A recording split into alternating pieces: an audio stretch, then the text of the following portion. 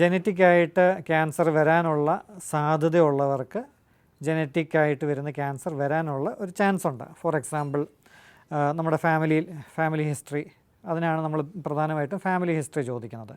Breast cancer അല്ലെങ്കിൽ സ്തനാർബുദം വരുന്ന ഒരു രോഗിയുടെ അടുത്ത് പൊതുവേ നമ്മൾ ചോദിക്കും, വീട്ടിൽ വേറെ ആർക്കെങ്കിലും ഇതുപോലെയുള്ള അസുഖങ്ങൾ അല്ലെങ്കിൽ ക്യാൻസർ അസുഖം ഉണ്ടായിരുന്നോ?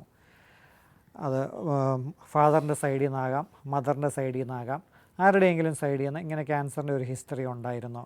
ഉണ്ടെങ്കിൽ വേറൊരാൾക്ക് നമ്മളതിനെ ഹെറിഡിറ്ററി ക്യാൻസർ ജീൻ പാനലെല്ലാം ചെയ്ത് അത് ഇന്നയാൾക്കും അതുകൊണ്ടാണോ വന്നത്, അങ്ങനെ വന്നിട്ടുണ്ടെങ്കിൽ അവരുടെ നെക്സ്റ്റ് ജനറേഷൻ അല്ലെങ്കിൽ അവരുടെ സിബ്ലിങ്സിന് ക്യാൻസർ വരാൻ ചാൻസ് ഉണ്ടോ ഇല്ലയോ എന്നുള്ളതെല്ലാം നമുക്ക് ആ രീതിയിൽ മനസ്സിലാക്കാൻ പറ്റും. ശരീരത്തിലുള്ള പല ക്യാൻസറുകൾ, ബ്രസ്റ്റ് ക്യാൻസർ ആകട്ടെ, പ്രോസ്റ്റേറ്റ് ക്യാൻസർ ആകട്ടെ, പാൻക്രിയാറ്റിക് ക്യാൻസർ ആകട്ടെ, ഇതിനെല്ലാം ഒരു ജനറ്റിക് കമ്പോണൻ്റ് ഉണ്ട്.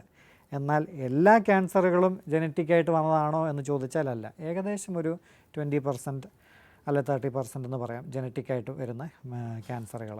ഒരാളിൽ തന്നെ 2-3 ക്യാൻസറുകൾ വരുന്നു. ഒരാൾക്ക് തന്നെ ബ്രസ്റ്റ് ക്യാൻസർ വരുന്നു, ഓവേറിയൻ ക്യാൻസർ വരുന്നു. അപ്പോൾ നമ്മുടെ ആൻറ്റിന ഉയരും. ഇദ്ദേഹത്തിന് എന്തെങ്കിലും ഒരു ഹെറിഡിറ്ററി ജീൻ പാനൽ നമ്മൾ നോക്കി എന്തെങ്കിലും ഒരു ജനറ്റിക് റിസ്ക് ഉണ്ട്, അതുകൊണ്ടായിരിക്കാം 1-2 ക്യാൻസറുകൾ വന്നത് എന്ന് അനുമാനിക്കാം.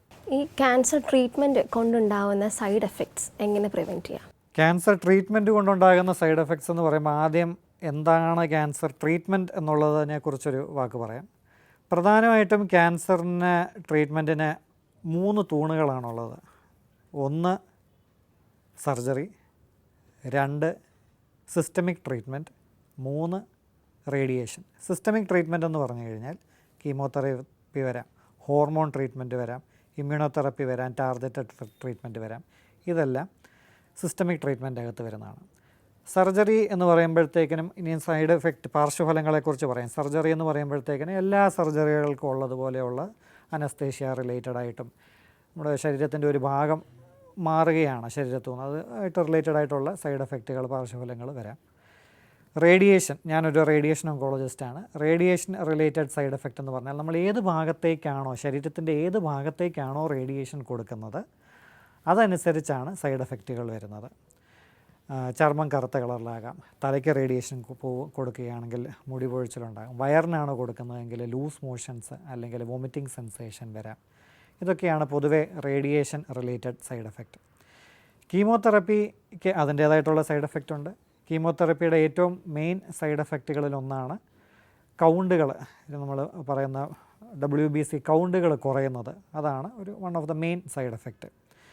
കൗണ്ടുകൾ കുറഞ്ഞു കഴിഞ്ഞാലുള്ള കുഴപ്പം എന്താണെന്ന് പറഞ്ഞു കഴിഞ്ഞാൽ WBC കൗണ്ടാണ് നമ്മുടെ പ്രതിരോധ ശേഷി നിശ്ചയിക്കുന്നത്. അപ്പോൾ കൗണ്ട് കുറഞ്ഞു കഴിഞ്ഞ് കഴിഞ്ഞാൽ അതനുസരിച്ച് പനി വരാനും ആ പനി മൂർച്ഛിക്കാനും ഒക്കെയുള്ള സാധ്യതയുണ്ട്. കാരണം നമ്മുടെ പ്രതിരോധ ശേഷി കുറഞ്ഞിരിക്കുന്ന സമയമാണ്. ഇതിനെ നമ്മൾ ഫിബ്രൈൽ ന്യൂട്രോപ്പീനിയ എന്നൊക്കെ മെഡിക്കൽ ടേംസിൽ പറയാറുണ്ട്.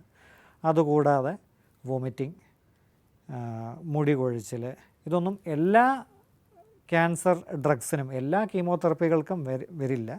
ഫിബ്രൈൽ ന്യൂട്രോപ്പീനിയ ഒന്നും എല്ലാ ക്യാൻസർ കീമോതെറാപ്പി റെജിമുകൾക്കും വരില്ല. ബട്ട് ചിലതിനൊക്കെ വരും. ഇതിനെല്ലാം പ്രതിവിധികളുണ്ട്.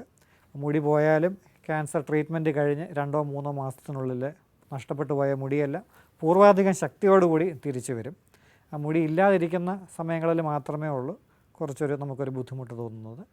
പിന്നെ വോമിറ്റിങ്, വിശപ്പില്ലായ്മ, ലൂസ് മോഷൻ, വായിൽ പുണ്ണ് വരിക, അങ്ങനെ ഒരു നീണ്ട ലിസ്റ്റ് ഓഫ് സൈഡ് എഫക്റ്റുകൾ തന്നെയുണ്ട്.